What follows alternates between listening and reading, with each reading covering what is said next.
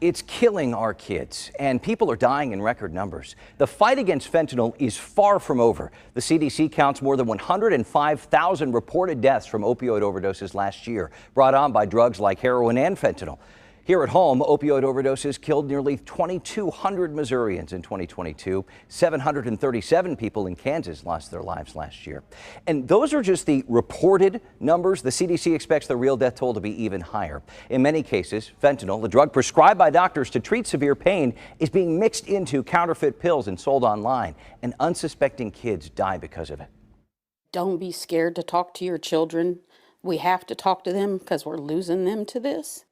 We've heard the stories, the pleas from parents to teens and their families to be careful, to avoid this fate, because it's happening way too often across the country. It's why law enforcement officers and lawmakers are teaming up to get an upper hand in the fentanyl fight. Just this past week, the U.S. government sanctioned more than a dozen Chinese and Mexican companies, accusing them of shipping or selling the equipment used to make counterfeit pills. There's also a push in Congress to make fentanyl a Schedule I narcotic, the most dangerous classification of drugs, in an effort to stop fentanyl trafficking. Kansas Senator Roger Marshall sat down with police, federal agents, and parents in KCK this past week to gather input on the problem.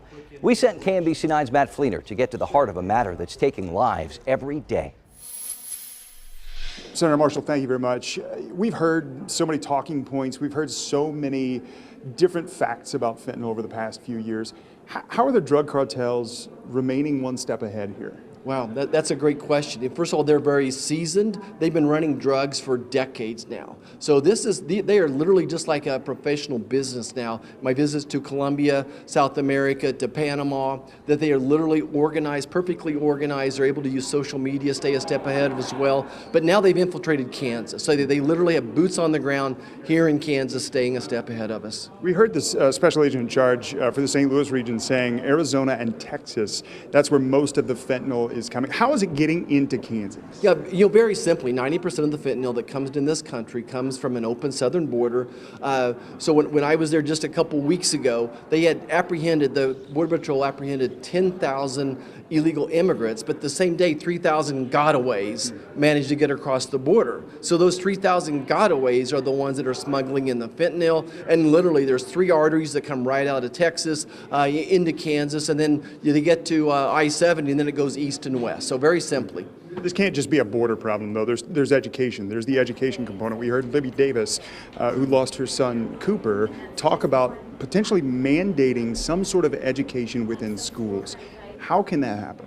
Well, I think that's up to every individual school board. I do think the state school board could sure make a recommendation, say, well, what does this education look like? How much of it is? Let them set the gold standard. I don't want to set any type of standard out of Washington for this, but I would encourage every school to be doing education on fentanyl, that one pill can kill, and I sure hope every school in Kansas has Narcan there readily available. That's the tagline for the DEA, one pill can kill, but the fact of the matter is it's less than one pill that can kill. Right, so Libby Davis, her story of her son Cooper, he took half of a tablet he thought was a Percocet tablet, and over again, the local police, the local sheriff's office telling me that even 1/2 pill can kill. The fentanyl is very inconsistent. The amount of fentanyl in one pill is different than another. Most of the time, the kids don't even know that there's fentanyl in the pill. They're ordering Adderall, they're ordering Percocet. KBI director recently told us that they even were able to lace fentanyl into marijuana. When it comes to social media, you've been so big on getting the social media companies to comply, to really crack down on this problem. What's not working when it comes to social media and this problem and this danger of fentanyl? Well, what the kids do is they go online, they're able to order it. What our legislation would do would be to force the social media companies, when they see this happening, to inform police. Look, if social media knows when I've been to Cabela's or not, and I got some fishing equipment yesterday for my dad, when they're watching, they have the algorithms to be able to know when folks are on there selling drugs. It's a very consistent pattern, very consistent emojis as well. We want to empower them to reach out to police and say, hey, this is what's going on Snapchat, on TikTok, or whatever social media company. I have 2 teenage daughters and a 12-year-old. They all have phones.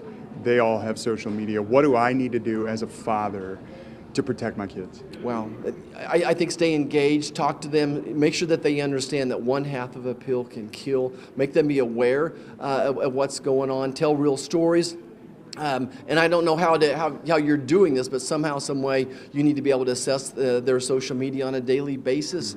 That's a great question. I'm struggling with my grandkids as well. What does Washington need to do next on this problem to help people who were in the room recently for a roundtable discussion about this issue? What can you do specifically to help? Well, we've been doing it. We mentioned the Cooper Davis Act, getting social media engaged with police officers. After talking with the DEA a couple years ago, we have legislation that would make fentanyl a Schedule I drug as well. Funding community health centers, funding for mental health. I'm so proud of my work with Chairman Bernie Sanders on the health committee I'm on, trying to prioritize monies to make health departments successful as well. Senator Roger Marshall from Kansas, thank you very much. Enjoyed it. Thank you.